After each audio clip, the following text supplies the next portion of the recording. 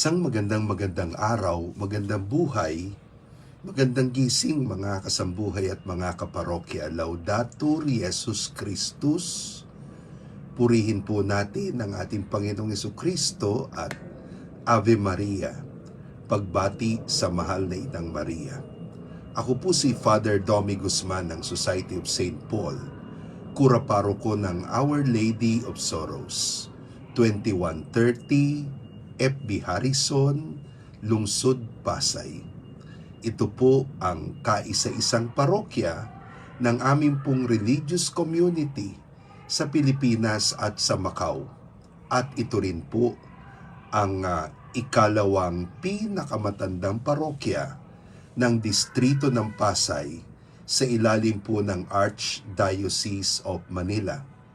Tuwing Martes, dito nating ginaganap ang Martes Dolores, ang ating pong palagiang nobena sa mahal na ina, Mater Dolorosa de la Pieta. Si Maria sa kanyang ika-6 na hapis, na kung saan matapos ang sakripisyo ng Kalbaryo, ay kanyang kinalong ang lupaypay na katawan ni Kristong inialay para po sa atin. Kumusta po kayo? Ngayon po'y araw po ng Biyernes. Nako'y tinanghali po tayo ng gising ngayon. Nag-a-adjust na naman tayo ng ating pong body clock. But anyway, maraming salamat po do sa mga kapiling natin, kasama natin sa ating Facebook Live at this hour. Good morning to batchmate Emily Kapili, to Fe Adonis and Ed Adonis. Good morning to Susan Gabuya. Ayan. At good morning din kay Fe. Nabati na pala natin si Fe. Good morning kay Dong and Joy Rojas Lara. Diyan po sa Quezon City. Good morning po sa inyong lahat. Binabati natin ang mga nagdiriwang ng birthday sa araw na ito, monthsary at anniversary. Una na riyan si Katrina Jade Chan. Siya po ay anak ng aming pong kaibigan dito sa parokya na si Ferdy Chan. Gayon din, happy birthday kay Feli Kiambao at kay Chato Candelaria. Kumusta po kayo? Happy birthday. And happy birthday in heaven sa nanay po ng Sister Pempe Rodrigo, si Tita Meding Rodrigo. Good morning to Arlene and Henry Tenefrancia and to Darla at Neil Villaluna. Ayan, ano?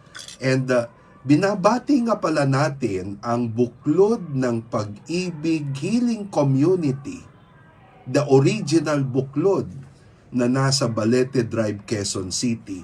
Sa araw pong ito ang 50th year community foundation ng buklod ng Pag-ibig Healing Community ni Father Pascual Adorable. Good morning to all of you.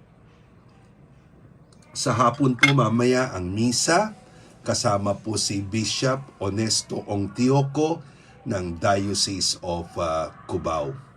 Okay, ngayon pong araw ng Biyernes ng ika-33 linggo sa karaniwang panahon, ang ating pong gospel reading ay Luke 19:45-48. Samantalang sa Gospel of John, chapter 2, verse 13-22, inilagay ng Ebanghilistang si San Juan ang paglilinis ng templo sa unang bahagi ng ministry ng Panginoon. Dito naman sa Synoptic Gospels, particular sa Gospel of Mark, Matthew, and Luke, ang kwento po ng paglilinis ng templo ay naganap according to these Synoptic Gospels sa huling bahagi ng ministry ng Panginoon, sa kanyang pagpasok sa templo, sa kanyang huling paglalakbay sa banal na lungsod. Alam niyo po, napakahalaga ang templo ng Jerusalem. Iisa lang po yan. Mula nang bumalik mula sa Sinai ang mga Israelita, dala-dala nila ang kabanantipan na kung saan nasa loob nito ang ikalawang kopya ng Ten Commandments. Ito ay inihimpil ni Joshua sa Shiloh, sa isang tolda. Pero ng kapanahunan ni David at ni Solomon, na kung saan inilipat ang Kapitolyo ng Israel sa Jerusalem, doon dinala ang kabanantipan or Ark of the Covenant, kasama po ang Ten Commandments. At nagtayo si Solomon ng iisang templo. Isa lang po ang templo. Yun lang po sa Jerusalem. Saan man ang mga Hudyo, galing man sila sa Galilea, about 50 kilometers yan, o sila man ay galing sa iba't ibang mga lupalop ng mundo, they would go to Jerusalem for pilgrimage sa iisang templo. At iisa lang yung templo sapagkat yun po ay sagisag ng pananampalataya sa iisang Diyos. One God, one temple, one worship.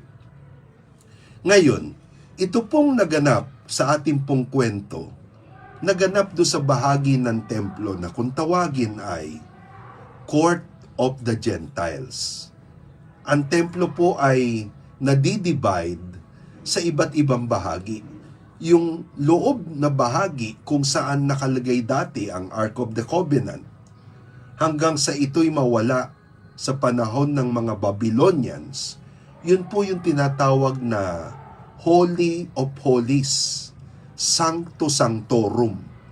Labas nun ang kwarto ng mga pari, labas nun ang kwarto ng kalalakihan, labas nun ang kwarto ng kababaihan at mga bata, at pinakalabas ng templo, ang Court of the Gentiles.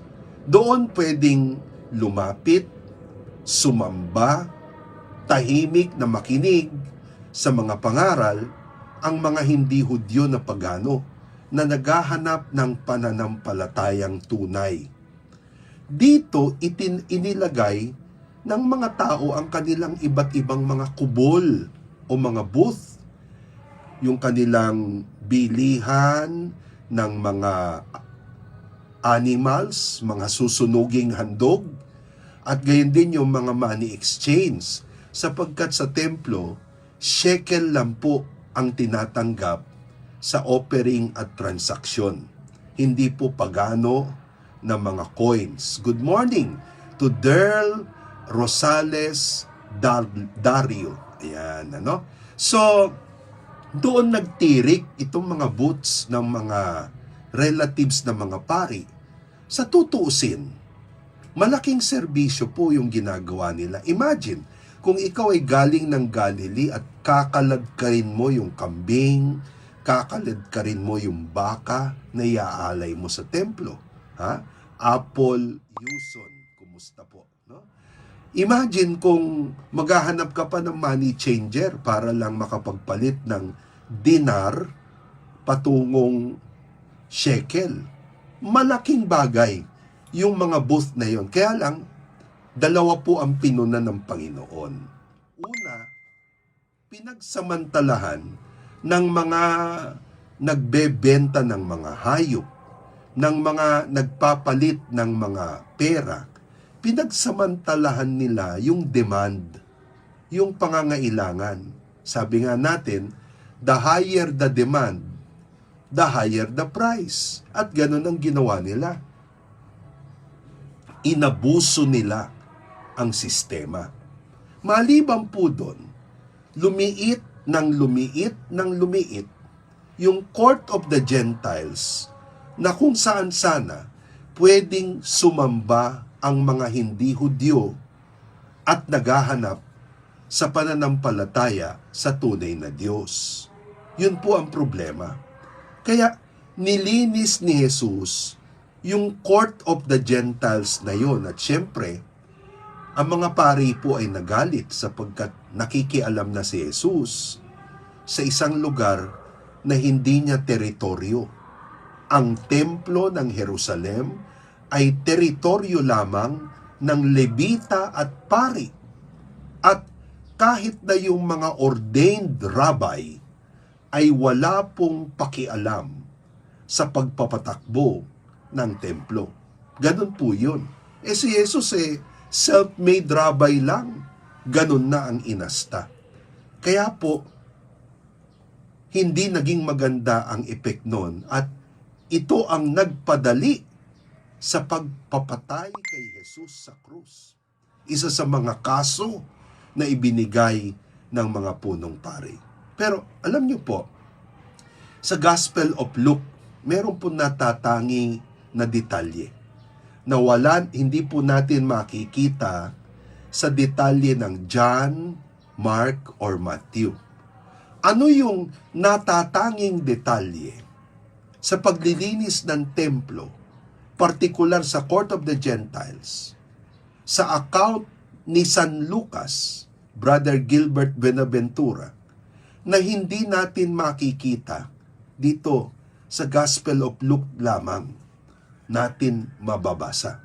Yun po yung point na sabi ni San Lucas, hindi lamang po nilinis ni Lord ang templo. Denzel, hindi lamang nilinis ni Lord ang templo.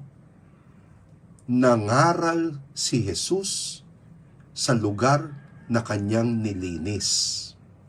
Ulitin ko, Jesus did not only clean up the court of the Gentiles, Ram Selim, but Jesus used the cleared area to teach.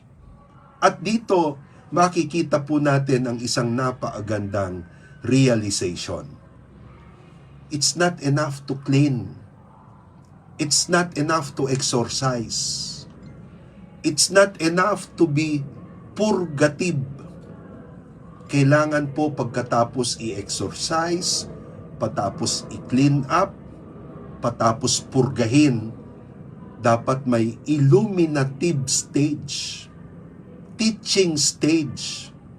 Pag hindi, the vacuum will be filled up by other trash. Yan. So, kailangan po yung teaching. Teaching ang talagang nag-o-open sa atin sa puso at isipan sa katotohanan. Hindi sapat yung paglilinis lamang. Okay? Sana po tayo nakapagbigay ng inspiration sa Friday morning na ito. And paki-like, paki-share, paki-post, paki-repost, pakibahagi po ang ating pagkagising sa umaga at ipakilala po natin ang ating evangelization platforms. YouTube channel, Domi Guzman. Facebook at Viber page, pagkagising sa umaga. Kumakatok po tayo sa mga pinagpala. Sana po tulungan nyo kami sa patuloy na gawain dito po sa dambana ng Mater Dolorosa de la Pieta. Paki-message po ang Our Lady of Sorrows, one word, Our Lady of Sorrows .parish sa messenger account, Edna Merin, and ibibigay po namin sa inyo how can you share us your donations and your love offerings para po sa continuous na pag-aayos natin ng dambana ng Mater Dolorosa de la Pieta. At doon naman po sa mga nagnanais tumulong sa ating online initiatives, ang atin pong GCash ay 0917-819-2961. Ayan. So, again, ang ating pagbati sa 50th year foundation anniversary ng Buklod ng Pag-ibig Healing Community ni Father Pascual Adorable. And now, let us pray. In the name of the Father, and of the Son, and of the Holy Spirit. Amen. Our Father, Father of Jesus, Father of mercies, in the sweet name of Jesus, the King of mercy, through the powerful intercession of the sorrowful and the Immaculate Heart of Mary, Mother of Mercy, with the prayers of Saint Therese of Lisieux, our spiritual sister, we pray, O Father, pour out your merciful love, rejected by others who cannot accept your will, upon us. Let us console you, let us thank you, let us serve you in our littleness, in our darkness, in our circumstances today, and to spend the day well. Dear and sweet Mother Mary, keep your holy hand upon me. Guard my mind, my heart, my senses, that I may never commit sin. Sanctify my thoughts, affections, words, actions, that I may please you and your Jesus, my God, and reach heaven with you. Jesus and Mary, give me your most holy blessings. In the name of the Father, and of the Son, and of the Holy Spirit. Amen. Saint Joseph, protect the Church and the Pope, protect our homes, our loved ones, our families, protect, O Saint Joseph, our works, our ministries, our apostolates. Amen. Alleluia. Good morning to Jerry Sia, to Susan De Leon, Boy De Leon, and to the De Leon ni Duasa Gonzaga at Figueroa family. Good morning din to Celia Nicolas, at good morning to Vene Di Maano at Celia Castro. Good morning to all of you. Maraming salamat sa inyong pakikiisa sa atin pong FB Live ngayong umaga. At siyempre salamat kay Sister Lynn at Kuya Romy Reyes Lupak ng Agartha Dragon Fruit Farm sa atin pong Kape Barako ngayong umaga. And also to Attorney Rafi Rodriguez and Pearl Rodriguez ng Girasol, Tagaytay, sa Pahimis Coffee naman na iniinom natin the rest of the day. Ang Girasol ay nasa dyan po sa papuntang Tagaytay, kanan, papunta na Sugbo, kanan po ng main road. Ayan. No, hindi pa ako napunta dyan pero nakita ko na. So, have a good weekend, mga kapatid. Have a good weekend everywhere you go.